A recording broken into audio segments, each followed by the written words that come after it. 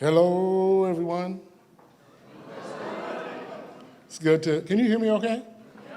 Okay, so I have to tell you something about myself. I feel like I'm constrained. We were going to do a lavalier mic so I could walk around and do all that kind of thing. It didn't work, so I'm gonna stand here. They gave me another mic, and it's down here, but then I'd have to walk around like this, and I know I can't do that. I can't do two things at the same time. So I'm gonna stand here, which is really not my usual way of talking, but I'll give it a try, and I hope you'll forgive me for that. See, I can't even do this. Okay. So we're living in some interesting times. I think we all can agree with that. There's a lot going on in the world. There's a lot going on in all the places that we live. And there are places, there are times where we find ourselves really in the midst of really huge ideological divides, but at the same time, we have clear examples of the empathy that people have for each other. But we also realize that there's a lot of economic instability and inequity in the world. And there's a lot of compassion. At the same time, we know there's a lot of fear. And people are facing that fear with a lot of courage. There are many among us who are disconnected. And at the same time, there are those who are reaching out and offering hope. We live at a time of extreme climate crisis, and also at a time where there's real determination. All of those things make this time very interesting, the kind of contradictions. But for me, I think the most interesting thing about the time that we're in is a really little simple fact. We're living now among the most demographically complex set of people who've ever lived together. And in the midst of that, we have neither the infrastructure nor the processes in place that can support that kind of public to do what a public needs to do in a democracy. We don't have it. Our systems were actually built on the notion of exclusion. And over decades and over centuries of hard work by lots of people, we keep trying to tinker with the system and make it a little more inclusive. It could be around voting rights. It could be around suffrage. It could be around marriage rights. All of these things we keep pushing on the system to make it a little more inclusive. And I try to think, and I really kind of believe we probably have done as much of that as we can do. And I'm going to come back to that for in a minute. Because I think the question before us right now, with all this complexity we have, right, is really simple. Is democracy possible? Is it possible for us to come together as a public and do the work that we need to do to actually live together? And I think the answer in that is actually about whose democracy we're talking about, or rather, what do we mean by democracy? So for me, one of the challenges we have is to have a real clear notion and definition of what democracy is. And I've borrowed from a friend of mine, actually was in a little bit of it was in the introduction, a friend of mine named Carl Moore, who 30 years ago wrote this thing that I've kind of called him up on the phone. I hadn't seen him in 25 years, and asked him if I could steal his quote. And he said yes, and then I changed it around a little bit. He wrote it about community, but I think it applies to democracy, and I want to share it with you. He says, democracy exists when people who are interdependent struggle with traditions that bind them and interests that separate them so that they can realize a future that's an equitable improvement on the past. Now I want to go through that a little bit because it's a lot. The first thing that it requires is there are people who are interdependent and who are willing to struggle together. And the key word here for me is this notion of struggle, the ongoing work that it takes and our commitment to do it with each other. But the other part of it is that, what do they struggle with? Well, they have to struggle with a couple of things. One are traditions that bind them. And we all have them, traditions, things that we are wedded to in our past that actually keep us from being able to connect with the other or make changes to the things that need to be changed. And the other thing is we have to struggle with these interests that separate us. Some of us want one thing, some want another. And we have to figure out how to negotiate those. And all of that toward the goal, as he says, is this notion of an equitable improvement on the past.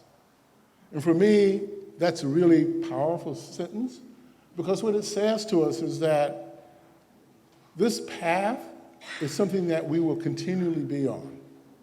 We'll always have to keep pushing against it. We don't get to stop.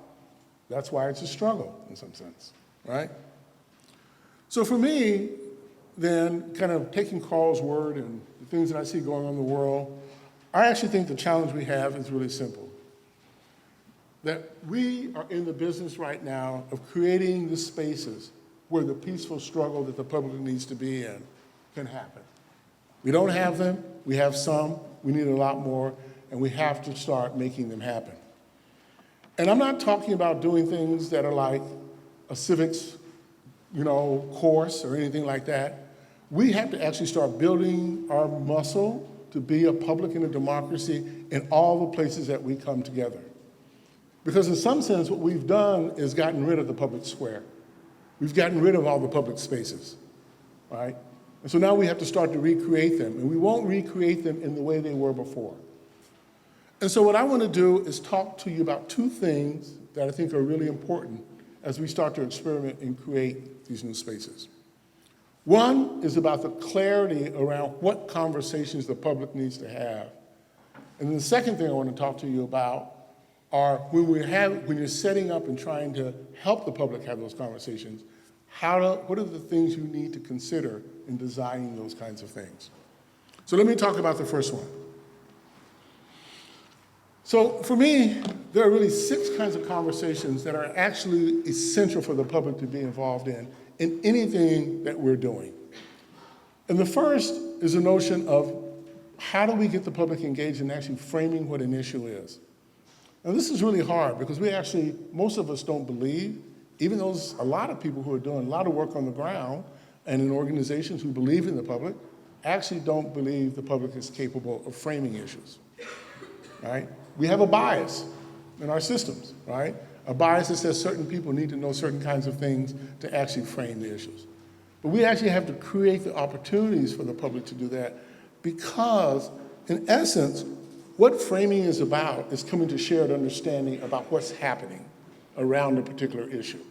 And so if there's not shared understanding, there's no way you're going to actually get an effective outcome.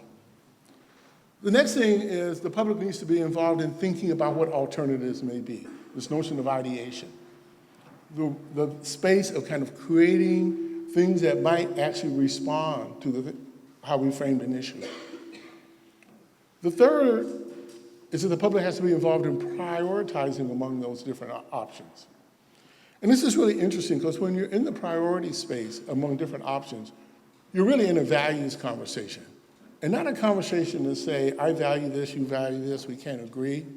The reality about value conversations is that mostly they're conversations of trade-offs. None of us, very few of us I should say, are absolute in any one value. We're always trading off something for the other. And if we can see that when we're with other people, it allows us to connect with them more. The fourth is really the public needs to be involved in selecting among those things that are prioritized, about deciding which way to go. They need to be involved in implementing, and they need to be involved in monitoring. Now, none of this is new, but here's the reality that we often do. We often invite the public into a framing conversation, right? We do it all the time, and back in Cambridge, come, participate in envisioning a new Cambridge. And when people walk into the room or participate in the activity, in reality, all they get to do is prioritize among a set of options somebody else has created. This is kind of the basis of where we are, kind of in this number 3 and number 4 with the public. And then we wonder why things don't stick, why there's resistance, because we actually haven't supported the public of going through the process that it needs to go through in order for us to get to a better place. So that's the kind of conversations that the public needs involved in.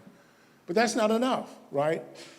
because we have a world that's really complex, a complex set of people who need to be engaged in these kinds of conversations. And so that leads me to the second part of this. What I say, and I want to talk about what I consider these 8 design principles, things we need to start pushing on if we're going to create spaces and conversations and opportunities for our complex public to get together. So the first of these is what I call design for the margins. Now, I'm going to say a little bit about that. So our tendency in the world is to actually design things so it actually works for people in the middle. Okay, that's the way we kind of go about things. And there are a lot of reasons that it gets driven. It gets driven because of market. We think if we really want, we got to actually hit the middle set of people in order for something to stick.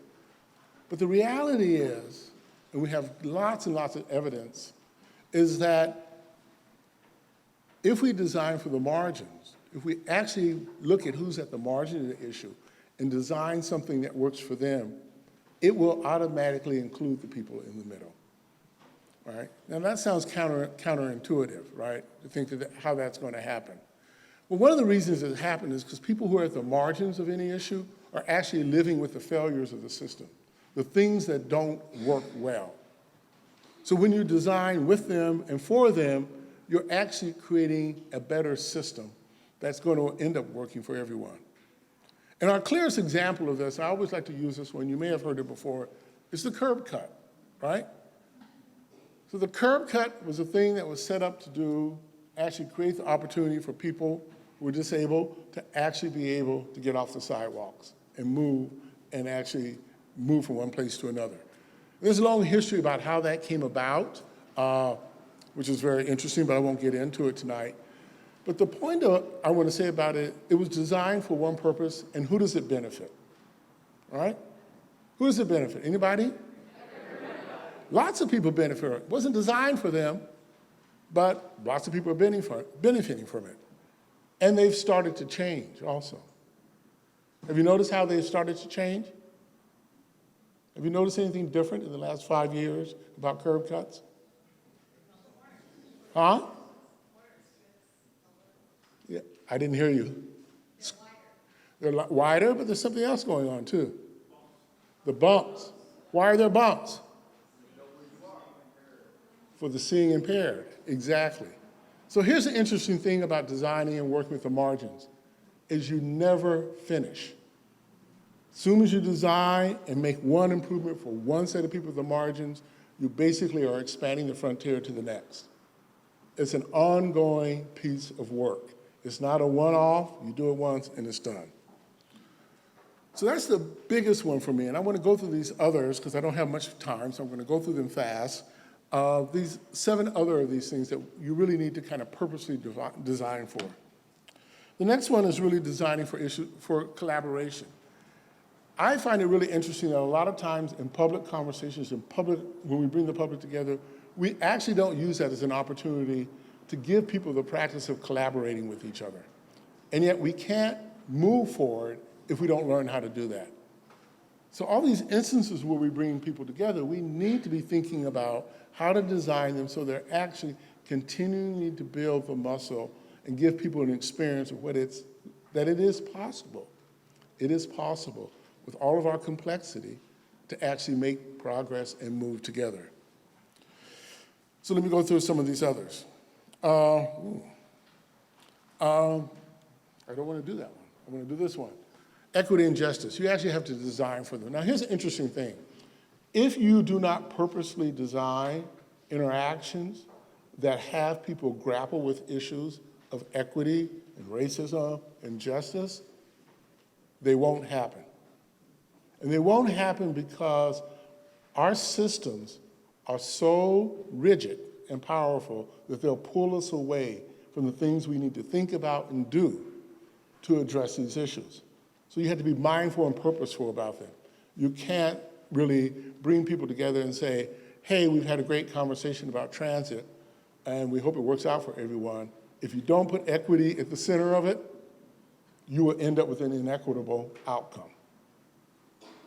The other is we have to actually start to give people an opportunity to understand how the issue they're dealing with, whatever they're coming together around, however you're working with the public, to understand the issue they're about to approach from a systems perspective. People want to and should be able to see, and we can support them in seeing, the interactions between the things that are going on. So often what we do is, I think many of you have probably seen this before, we spend a lot of our time up at the top of this level talking about the events that's going on and getting people trying to solve the event, right? And the event could be we have a lot of traffic problems, or the event could be we're dealing with a housing issue. However, to make real progress on those issues, and particularly if we're dealing with issues from folks at the margins, you have to go all the way down to the structure and the mental models that actually enabled us to create those things to begin with. One way I like to tell a little quick story about this. A friend of mine was in Africa at a point in time, and he was doing work with the coon in the Kalahari Desert. And this was like 40 years ago. All right, he was an anthropologist. And he had, and there's some of you who may know this, he had this Niagara recorder, this reel-to-reel recorder that he took around with him everywhere to record these people who were healers. And he had spent about 5 years there doing this. And one of these healers, his name was Thomaso. And he went to Thomaso asked him one day, how does that thing work? And Dick said, well, you speak into this end of it, and somehow the sound goes down here, and it gets on this little thing, and it puts it on this tape. And Thomaso says, yeah, but how does it work? And Dick tried to explain it again. And then Thomaso said to him, well, where did you get it? Dick said, I went to the store and I bought it. And he says, well, did the people in the store tell you how it works? And Dick said, no, they told me how to work it, but they didn't tell me how it works. And Dick finally realized that he was really trying to understand something different. Because then Thomaso said to him, you know, in our culture, we would never give someone so powerful a tool without them understanding how it works, right? And what Dick realized, and he wasn't asking what's the mechanics of it, but what is the worldview that allows you to create such a thing, right? Because if you don't understand that and then you start to use something, you can't guard against the unintended consequences, right? So a couple of other of these real quickly. We also have to look for these things of what I'm calling ecologically based solutions. And again, another real quick story. Was a friend of mine. He used to be the chairman of the board of Mitsubishi Corporation. And at one point in time when he was doing that, there was this group called the Rainforest Action Network that actually decided to do kind of an action against them, right? And it was kind of funny for him because they didn't actually have much to do with the rainforest, but it was a strategic thing on their part because they knew if they went after them, they would get some, press out of it.